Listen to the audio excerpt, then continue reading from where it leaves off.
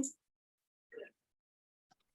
Thank you so much for joining the session today. Welcome in the next Frogeex Green Tech talk on the topic of sustainable innovation in business, and also absolutely connected life cycle assessment, environmental life cycle assessment. Now, all of us hear it from every side.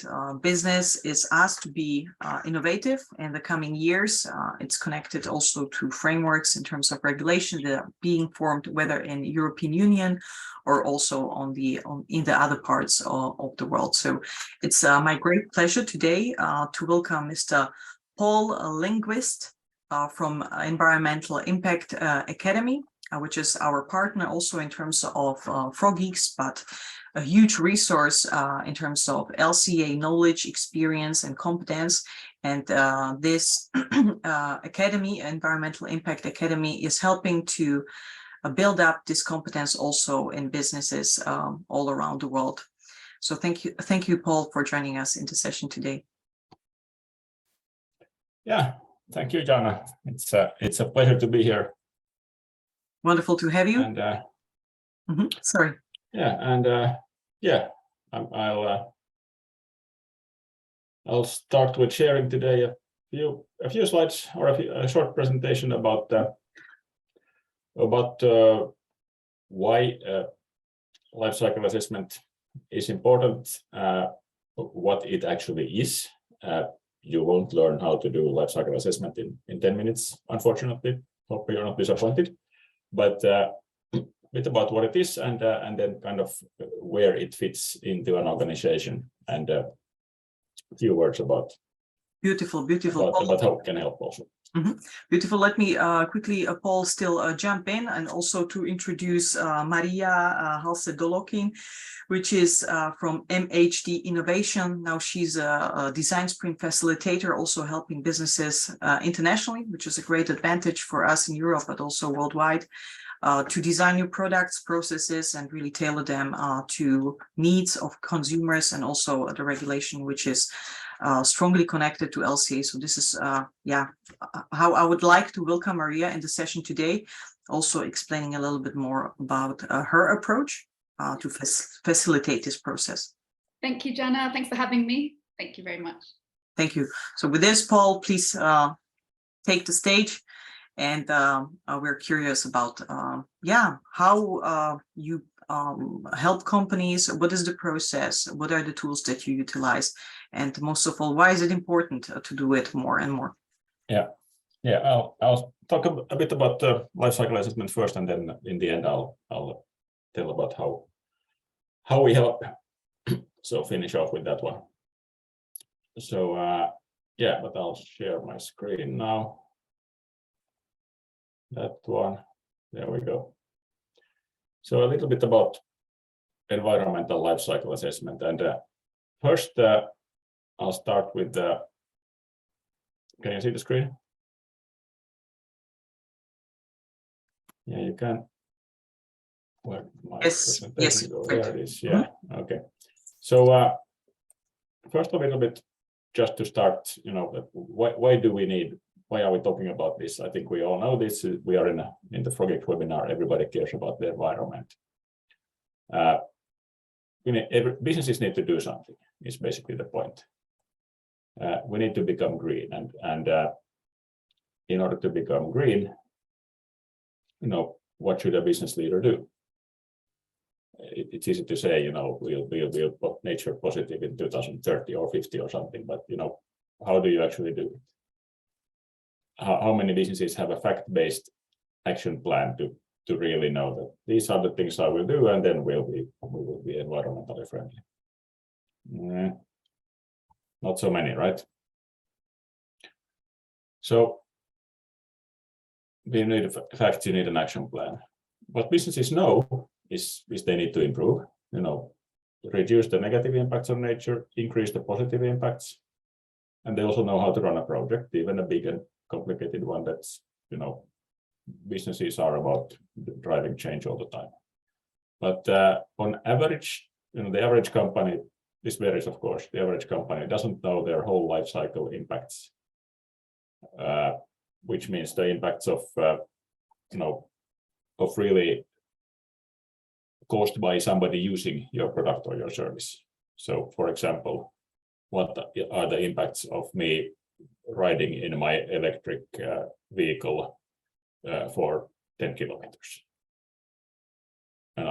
Including production and of the car, service, and energy, and all that. So you don't know that, and you don't know all those impacts on biodiversity, on water scarcity, on natural resource depletion, in addition to global warming that everybody talks about.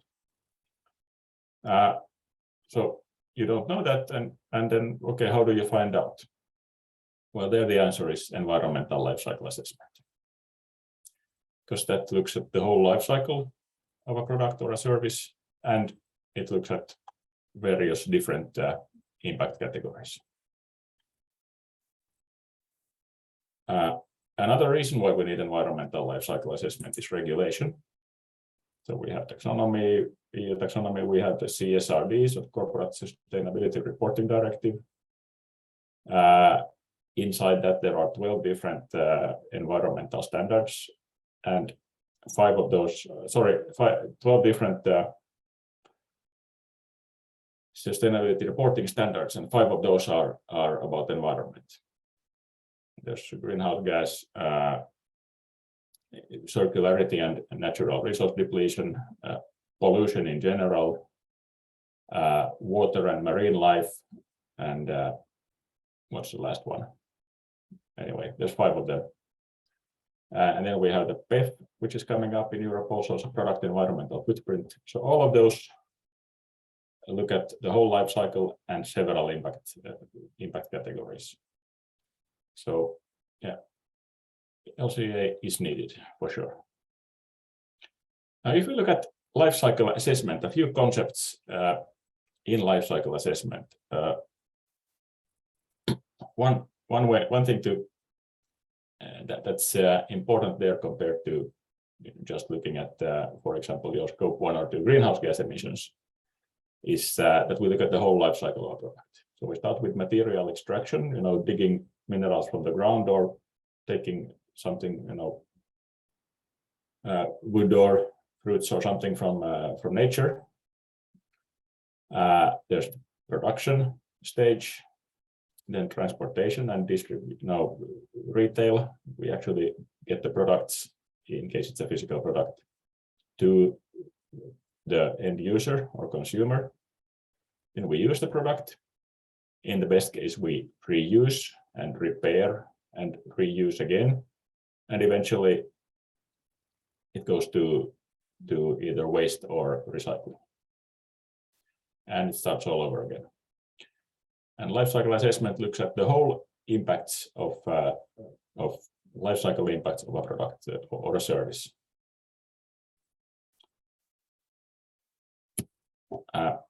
Then when I talk about impact categories, what do I mean? There's global warming and water use. Those are according to the Recipe 2016 impact model, are what we call midpoint or impact categories. So those are kind of in the middle of the, let's say, the chain of events that lead to a final environmental impact. I mean, global warming will cause drought, and then there's a lack of water. And global warming will mean smaller crops, and that's a depletion of natural resources, for example. Other important, what we call endpoints, are damage to human health. So directly, if we breathe in polluted air, for example, we lose a couple of years of our life, a couple of healthy years, maybe simplified example, but very concrete.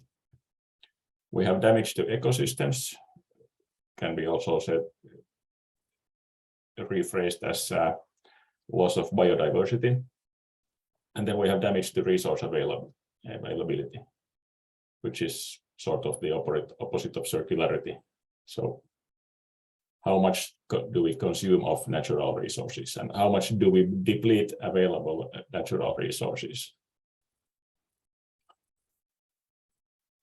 those are kind of important concepts to know about in life cycle assessment. Oops, now we went too far. Another important concept in life cycle assessment is what we call a functional unit.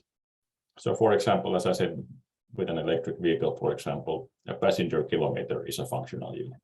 So what's the reason for being of the system? Why does it exist? Another good example is, for example, if you compare reusable or disposable cups. Both have the same function. It's to hold a cup of hot drink, right? What's the life cycle impact of me drinking once or one portion of hot drink from a cup? What's the impact of the cup? And so that's kind of the thinking and the way, the kind of the entity for which the impact is assessed, let's say. What's the impact of a passenger kilometer? What's the impact of using a cup once?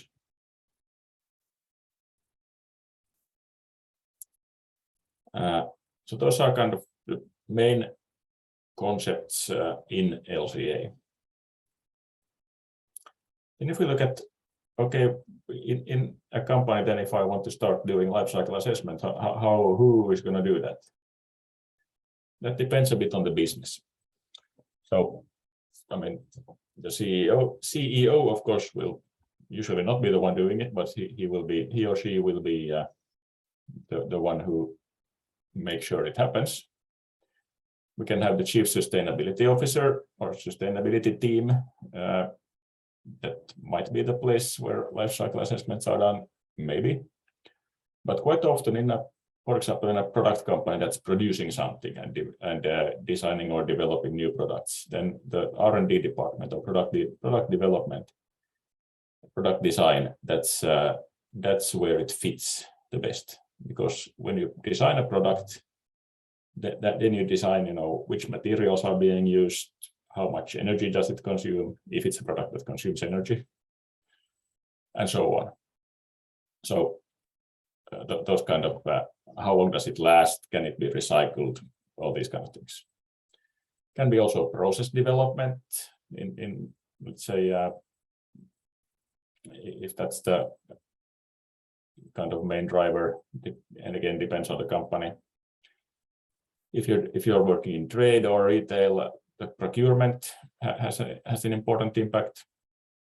Also, maybe in other companies too. When you decide where you buy from, who do you buy from? There, it's good to understand at least, to have life cycle thinking. Can be also supply chain. If you want to collaborate and collect life cycle assessment data, product data from your suppliers, share data with your vendors. Supply chain is often where product data is maintained. It might fit there. So it needs to be embedded in the organization, and the life cycle thinking needs to be in there. It shouldn't be something separate, kind of up there alone by itself. It's really ideally a part of what a company is doing, and you get the life cycle thinking as part of the everyday decision making. That's ideally where we see that it fits the best. Yeah, here I have actually a bit about the supply chain collaboration. A few words more. And there are technical solutions to make this easy nowadays with the modern tools, such as Earthster, which is the one that we are using in our Environmental Impact Academy's program. So that makes it easy to receive data from your suppliers, share it with your customers, and keep your LCAs up to date with the latest data.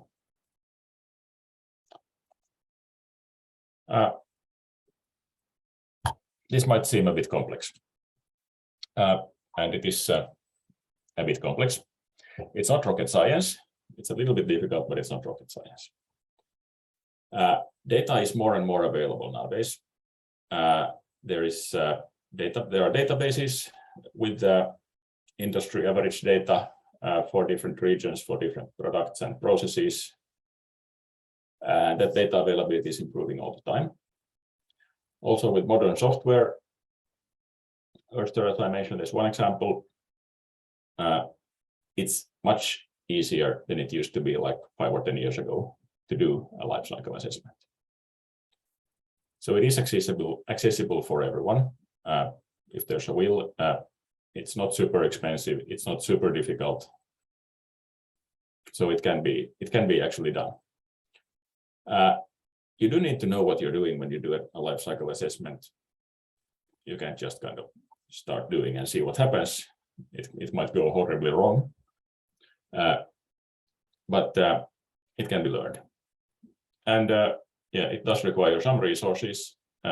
Even if I said that data is more available than before, still data availability is an issue. And you need to know what you're doing. You need to also understand the processes of the company or the product or the business that you're doing the LCA for, to know what's relevant, what's not relevant. So some resourcing is needed, education is needed. Good tools are a great help. Then a few words about how Environmental Impacts Academy can help with this. We run a program where we combine actually recruitment, education, and support and tools for as a way to hire people with competence to do environmental life cycle assessment into your company. And the good part about this is that you can find a person who has whatever background you need for a person in your company. So it doesn't have to be an environmental, person who has studied and ecology and environmental topics for 4 years at the university. It can be a technical engineer. It can be somebody who's been in business school or whatever background you prefer. We give the LCA training. We support during a 2-month life cycle assessment project so that the person actually does an LCA and learns it, and the company as an output gets an LCA. We support with that, and we provide the necessary tools for it also. That was it for my part. Great, thank you so much. Questions in between, or we jump to Maria at this moment? I would suggest let's go to Maria, because the topics are super connected. So thank you so much, Paul, for the presentation on the Environmental Impact Academy, and how is the process of basically building up a life cycle. So with a little glimpse into the regulation. So what I would suggest is to continue with Maria straight. You mentioned also yourself, that it's a little base like for decision making, etc., for organizations. Now, this is pretty much what is Maria's role and kind of engagement field with companies. So, Maria, would you like to maybe tell us, how you help companies with innovation in the field of sustainability, and what are the kind of key factors for you? And then we would have a Q&A where we have some questions that we can then go through. Sure, thank you so much, Jana, and thank you, Paul, for your insights, because I've had so much important in LCA embedded into the organization, and it's not just a one-team job. It should be embedded, I guess, in the culture to measure everything, all different product lines and supply chains within an organization. So just for me, innovation is about implementing new ideas, but they should always be adding value. And if they're not adding value, then it's not really meant to be called innovation, even if it could be improving part of the supply chain. So I think that's really important just to keep top of mind. And just wanted to share this from the Board of Innovation. It's the innovation sweet spot. Originally, we always thought about the desirability, the viability of the business, and the feasibility. But now we're looking more at the impact, the integrity of a new product or a new solution to have a complete innovation. So I really like this approach because I feel we've moved in the last 5 to 10 years quite recently into a more sustainable innovation model. And so there's a lot more pressure on organizations to do this, and innovation isn't just product performance and product system, which we see in the system, in this diagram, which often LCA concentrates on, but it's all across the offering. So this is from Dublin, which is a part of Deloitte agency, and they identify these 10 types of innovations, showcasing that there are many different ways to find new value for the market. And it could be creating new profit models, new leasing structures, and ensuring that a product is being reused in its lifetime, so it's having less of a negative impact on the environment, it's less of a throwaway culture. Or it might be partnering with networks and suppliers to actually leverage the supply chain to create value. There's multiple ways. So I think that's one of the first things I wanted to point out, that traditionally it's not, although it may seem just product focused, innovation is all across the value chain. So just to explain what I do a lot of design thinking events, from hackathons and design sprints, which I'll explain in a moment.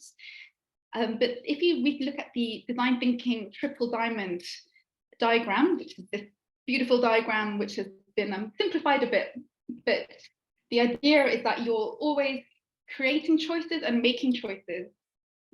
And one of the biggest challenges in innovation is to actually define a problem that's worth solving, or that's quantifiable, or it's important. So I feel like the LCA really, as Paul said, it gives hotspots, it really brings about some major pain points, and that is an innovator's dream. We love to have a challenge worth solving, and even better if it's data driven.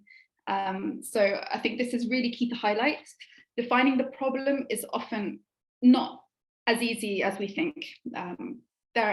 In the design thinking process, in the beginning, we try to analyze and explore, and this could be through user interviews, but also through hard data like LCA analysis and measurement. Then we would categorize and understand which is the most important problem we would like to focus on solving at that time. And at that time could be during a quarterly project. In my case, it's actually in a very short time boxed event, like a 2-day hackathon or a 5-day design sprint, or multiple other formats of this workshop. The longer the event is and the more sessions there are before, you can have a richer analysis of the problem to be solved. If it's a very quick event, you might just take one report and just work with that and see what you can come up with. And often you can come up with some really innovative ideas. But yeah, the first thing is you should always define a really clear problem to solve. We'll look at some in a second.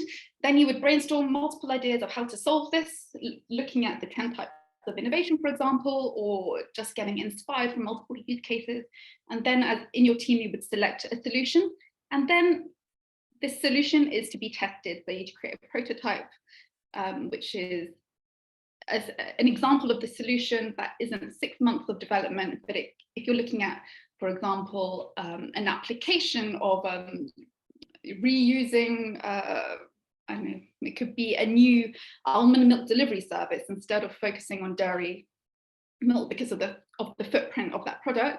You would test out that service in a simple one-page website or digital product, and you would test it on users and see what the result is and if there is traction there. So this is a bit the innovation process. Just want to highlight the importance of defining the problem and how LCA gives us that jumping point. Often in a hackathon or a design sprint or a startup hack, it's a competition. So we get a group of innovators together who would solve a challenge. In this case, it was looking at carbon emissions from air flights, so airplane flights. And this startup actually had a really cool solution where they used behavioral nudges to the pilot to actually help them to reduce their carbon emissions. And that was just one of a multitude of solutions, just to show how they treated all this data that they were given in only a couple of days. So that's really cool. But this is a bit more in-depth into the Triple Diamond innovation process.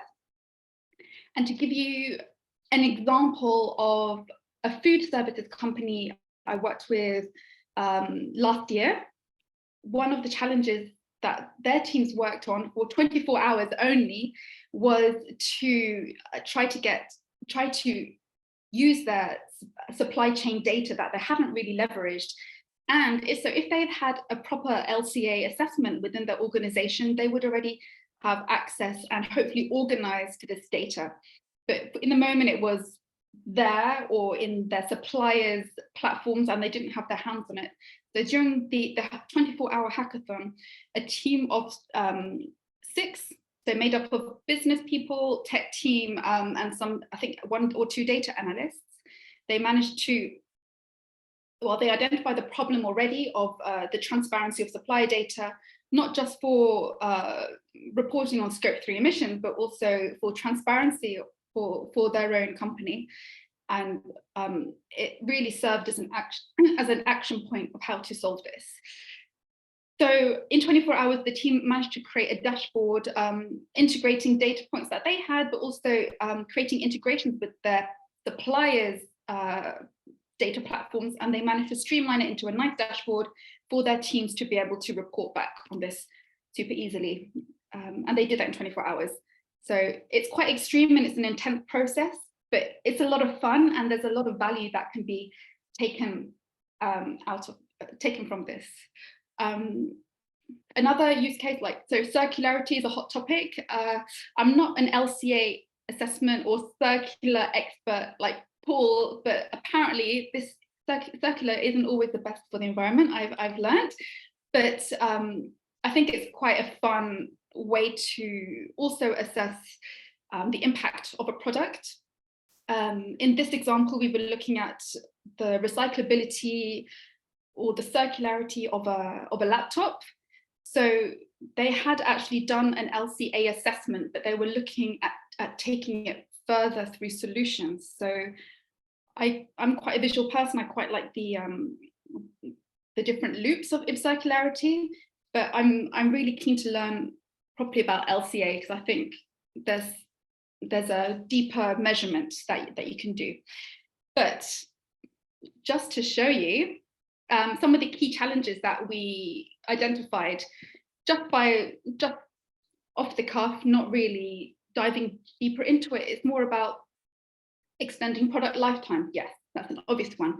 But how about enabling the right to repair, even if it's not regulated in your country? Why not be a pioneer in this in your own country? Easier replacement of the battery, for example, which is one of the key, one of the highest reasons why people replace their computers is often because of battery.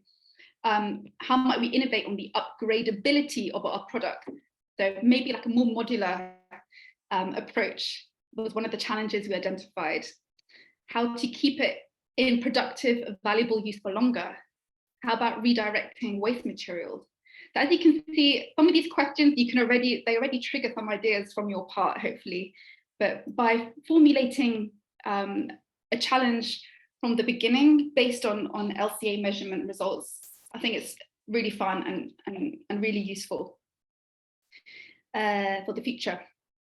So in innovation workshops, we often work with different canvas and different business model canvases. But last year, it was really cool to stumble upon this environmental centered design canvas. So we're seeing a bit of a trend now, rather than just being customer-centric and human-centric. We're being more environment-centric. So seeing the environment as an actor in your impact as an organization.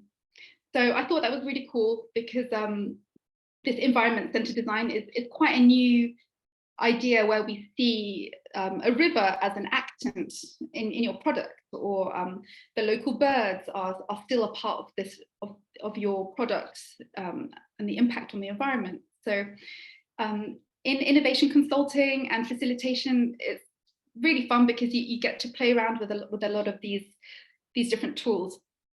What else was I going to mention? So for me, pinpointing the challenge is one of the most important things. Oh, this is the actant mapping. It's super cool. I really encourage people to play around with these different canvases. This was by Monica Schnell.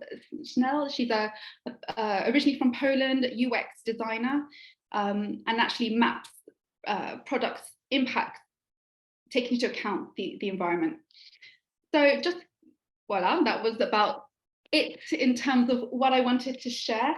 But so all in all, I would really recommend leveraging your LCA results to pinpoint a few challenges and then trying to prioritize which one you would like to explore and experiment with first. And then I would totally recommend exploring it with a team from your company of multidisciplinary profiles. It could be designers, it could be marketers, business people, supply chain specialists, tech teams, customer service, and either take them through a design sprint, which is a very intense user-centric process, or why not try a hackathon with multiple teams and challenge them to come up with various solutions in a short space of time. Of course, I would love to help you organize them, but you often do see open hackathons for the public. So if ever you see one, why not take your LCA learnings to a public hackathon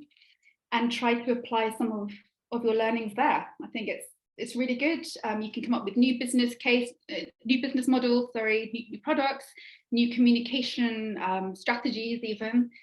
And it's just a very exciting time, and it's a catalyst for experimentation. Thank you so much, Maria, for the great presentation, also for all these insights and also kind of examples of what is possible, or how we can work with innovation, or how to ignite it in the company or bring it closer. Before we go into the questions, I would just have maybe a little clarification. The tools which you presented or which you introduced, are they somehow licensed, or are they freely available online, or how does that work? Yeah, a lot of the innovation community open source their templates and tools, especially in the past couple of years with online whiteboards being so prevalent. You can find a lot of them, for example, on Miroverse. I can put it in the chat.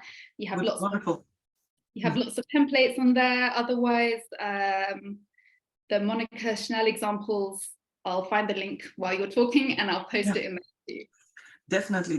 Thank you so much, Maria, for sharing these as well. And of course, you're more than welcome to drop also your contact data in case you're not connected. And we can also take some more questions if they would come up either in the chat or via unmuting yourself. Meanwhile, I would start with Paul, if that is okay for you, Paul, with a question. So you mentioned that it's great to use all these tools, and we will be having a separate session on Erste, the platform, the software which you mentioned that you work with, to keep the data in the lifecycle updated. Now, many people consider a lifecycle assessment and a one-time shot. You know, we did it, great, we know it, great, and that's it. So why would any company do this maybe multiple times? And maybe more about that. Thank you. Good question. Very relevant question. I think that's historically, when a company has needed a lifecycle assessment, they contacted a consultant. They said that this is the product or service or process that we want an LCA for. No, and here's your task. Consultant goes away, comes back in a couple of months with a PDF document and an invoice for 10,000 euros or whatever. And thank you very much. And then it goes away and you have that document. Well, what happens next? You have questions. Okay, so what happens if I change this or if I improve that? What will be the impact? Sorry, that's not in scope. I have to charge you extra if I answer that. So yes, consultants have their place. And yes, sometimes you need a document because you need to share it and communicate and so on. But the majority of life cycle assessments are made nowadays for companies' internal use. And having the competence in-house to do that yourself and the flexibility to do it when you need it, as much or as little as you need, and to update your LCA to make different version, that's how you get improvement. For example, let's take the laptop example that Maria said. There's 10 different or 15 different topics that might impact the environmental impacts of a laptop. Well, if you replace one material with another, and you have already an LCA model for that, then that's like, and you know what you're doing, then it's 5 minutes of work, and then you see what the impact is. Is it good or is it bad? Change titanium to aluminum. Probably a stupid example, but what would it mean? So that's it actually brings you much more flexibility and visibility and understanding if you have the capacity to do LCAs in-house. Great, thank you so much. And the next one would be for Maria. Maria, maybe we can do like a switch. We have a few more on prepared, basically ready for you.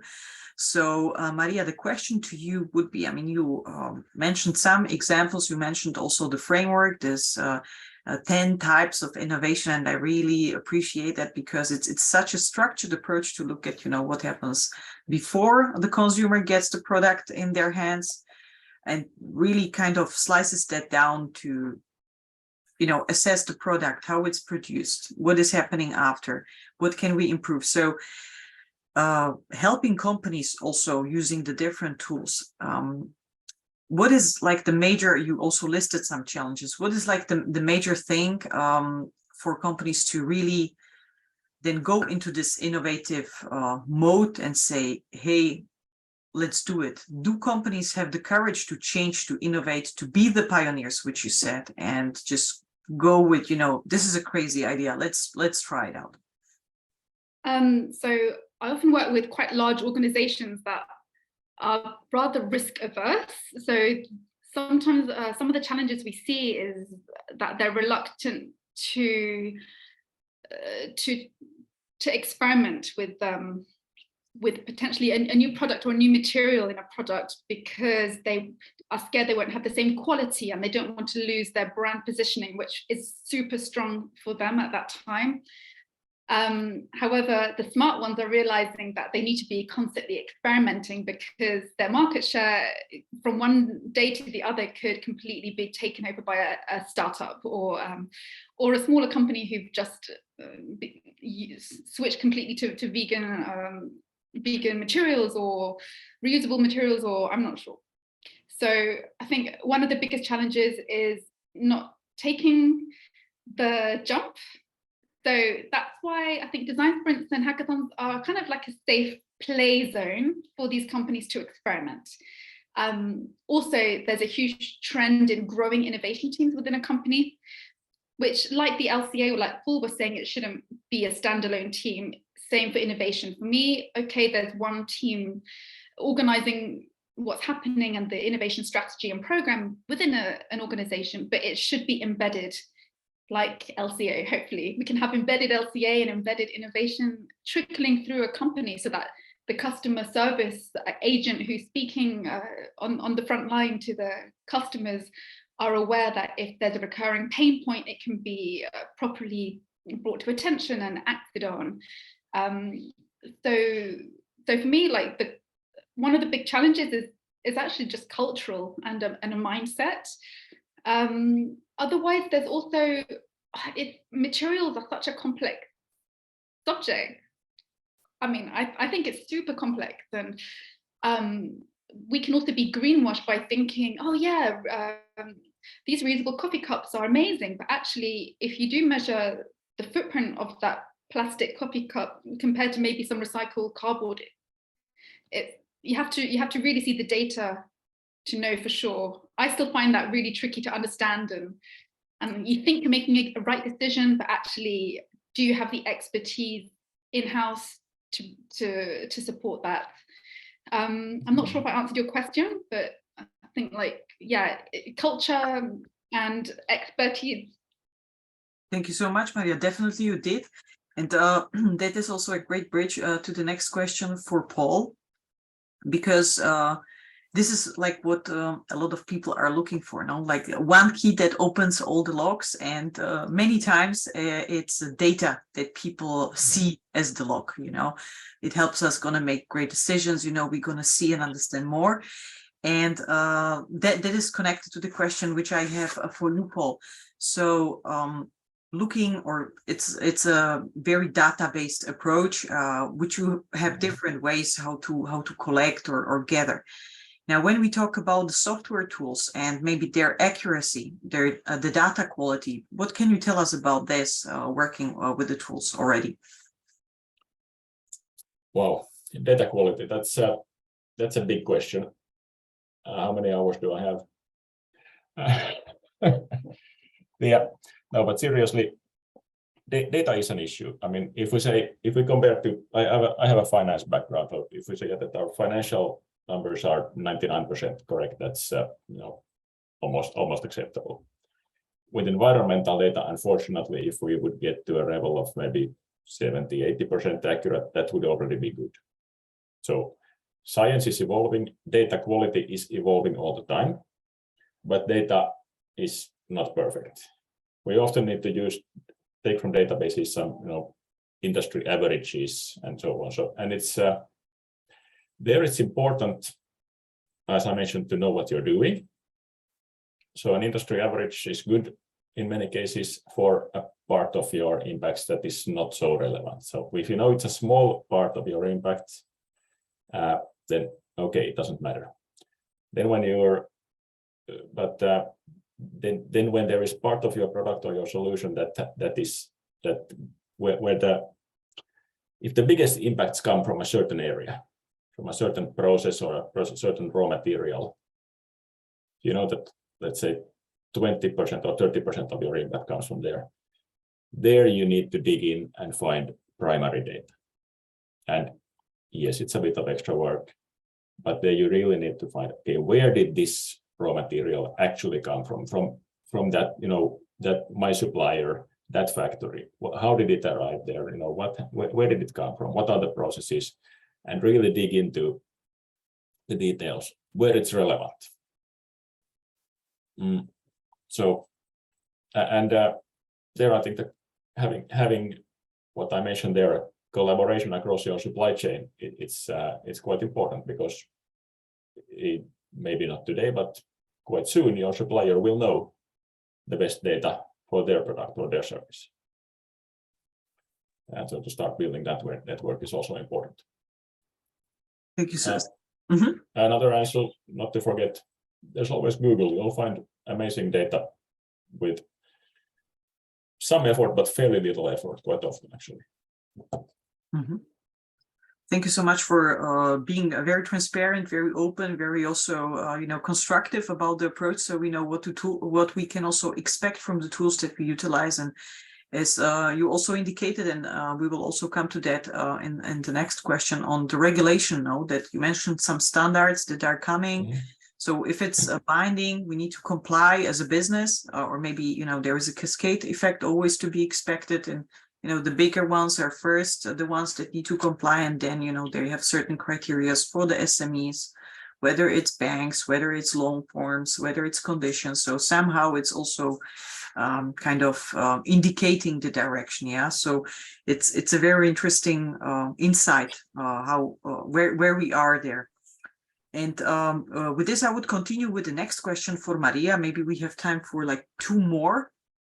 In that case, if there are no coming up in the chat, would be So what was like the most drastic change that you help a company to or you facilitated getting the idea more concrete to a maybe business model element or form that would really kind of manifest?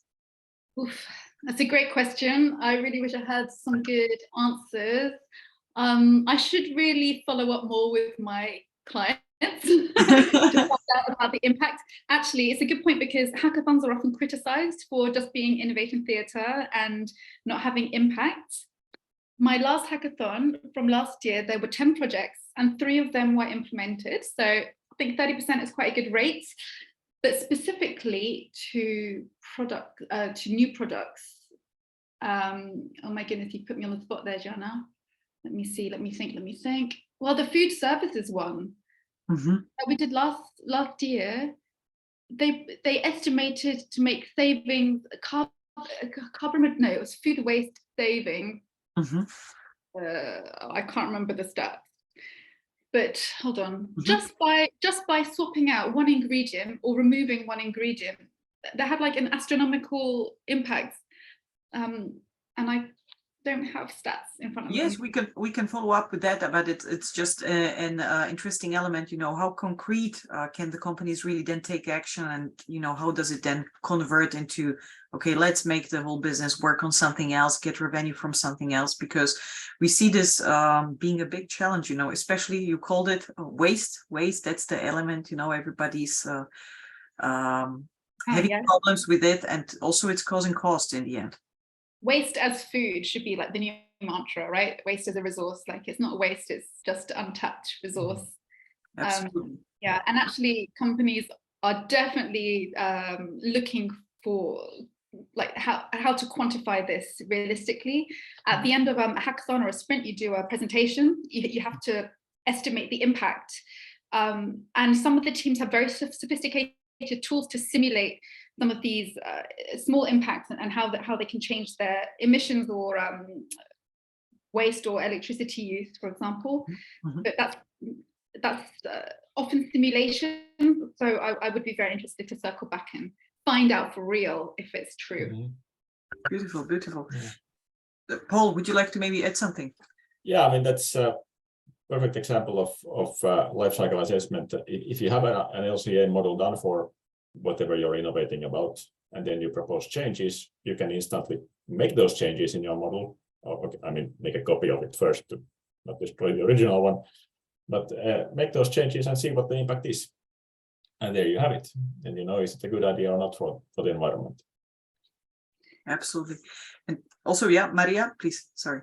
No, I was going to say, sometimes the purpose of the test, of the experiment, is that you might get a tiny bit of data, which can be calculated to imagine what happens here, but it is actually a good starting point. So like if your new tool or communication has actually changed someone's actions and they've stopped doing something or they've started doing something, then I think it is a really good indicator in the end. Great. And Paul, maybe we can just finish off with like 2 short questions, and then like a little bit like a takeaway for the businesses or business owners listening to this episode or viewing it, regarding the impacts which we are trying to assess and also prepare for the regulation that is coming. What are like are there any milestones that you would like to maybe give on the way for the business owners that see this episode or listen to that? What is like, the time frames we can expect some changes to happen and to kind of become more concrete on the market? From the regulation point of view, you mean? Correct. Yeah. Well, the CSRD it was approved by the European Commission end of last year. It will. Oh, my lamp died. There we go. It will be large listed companies need to report their numbers or their impacts for 2024 already. So the reporting will be then in early 25, but they need to understand already during 2024 what their impacts are. When large listed companies need to do that, what does it mean? It means they will be asking for data from their suppliers, from their partners. So they will be already, you will be seeing the effects already quite soon. So it's good to be prepared. It's good to be ahead of the game. Don't wait too long. You want to be one of the change makers and not the ones who kind of are in catch-up mode after a couple of years. Thank you so much. Is there any particular, maybe just to like a little follow-up on this topic, because I can imagine it's a pretty much of an interest point for many. Is there any what are the key differences? You mentioned like 2, if I recalled it right, 3 standards or 3 top line regulation. Is there any there's in the CSRD there are 5 different there are 12 different standards for it. It also covers social and governance in addition to environment. But there are 5 different environmental standards, and so far people have been focusing on only greenhouse gas emissions, so global warming. That's still there, but there's a lot more. So there's natural resource depletion, water and marine life, pollution and biodiversity. Now I got them all 4, in addition to greenhouse gases. So you need to understand all of those, and it is required that you report them for your whole value, impacts from your whole value chain. You need to understand, where do your raw materials and input processes come from, and then how is your product or service used, and what does that cost? I mean, if you make jeans, for example, how often and in how hot water do you need to wash them? How do you impact that? I don't know, but so those sort of things. Thank you so much. Still for SMEs, I mean, SMEs will have a couple of years more time to comply, but the pressure will come from your customers. Thank you. Before that, yeah. Thank you for the clarification. And Maria, last question before we do this takeaway around what's the motivation that when companies, when your clients, your partners come to you and say, hey, we want to do a hackathon, what's their motivation that you see typically? It's trying to serve as a catalyst for change. So I think it's actually quite cool, because sometimes they realize they are in catch-up mode.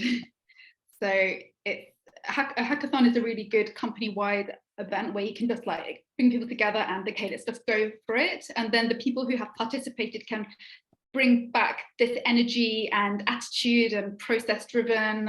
We can do an experimentation approach back to their teams where they've come from within the organization, and it does drive the catalyst for change, and they call to do it more. They have learned methods that they can apply within their own team. So for me, it's more driving an army of innovators. Wow, cool. Great analogy. And for me, it's also a lot connected to, and also the way you run these design sprints with the internal team. Basically, typically you would see that, there are consulting companies that are external coming in and basically also creating a little bit the framework for, what we need to innovate and how does it work. But the challenge which you may have or face then is the ownership and the engagement part internally. So basically it comes a great idea from outside, and people that come or are from the internal base from the company may seem to be a little bit disconnected or get it like a task to realize, but it's not actually coming from them as an idea. Yes, possibly. And I think it's really good in a design sprint to actually carve out the time to appreciate these experts and to have them dedicated to you and ask them all the questions. And because you have multidisciplinary profiles in the room, you get a big diverse range of questions, not just product based or cost, material, supply chain based. It might come from any other part of the organization too. Thank you for sharing this. And yeah, so the time is up. Basically, if there are no further questions coming up in the chat, I would like to ask you for like a little takeaway in the end of this call. So what would you give like a one tip or top tip from your side for a business owner or a company that would like to go into sustainable innovation from your side on the way? Ladies first. My tip is don't be scared to experiment, and do your LCA to get a good starting point to try some cool experiments with your team. Thank you Very much, Maria. Great one. Mine is probably easy to predict. Start working on your understanding your life cycle impacts. It's better to start early and have it embedded as part of what you're really doing before someone comes and tells you that you have to do it. Yeah, fully agree, Paul. I mean, remember, just to close off, thank you so much for sharing, of course. In case you have some, content that helps our audience to kind of get an understanding, know how to do it more efficiently, what are the implications, always more than welcome to share it in the community. We're happy to distribute that further. And, remember the discussion regarding solar panel, when you had it like 4 years ago or something, people were looking at it as like, something great, but maybe, and does it really, pay off, and what's going to be the return and stuff. And then the situation changed very quickly, though it was predictable. We were already on the path, but then, some external elements accelerated the whole thing. So definitely agree with our guests today, with Maria Halse Duloquin. Again, thank you so much for being a part, and also Poul Lindqvist for sharing with us what is the route or the path to sustainable business innovation. And I hope to see you on the next one. And I wish you a very good rest of the day. Thank you so much. Yeah, thank you, Jana. And thanks everyone for watching. Thank you.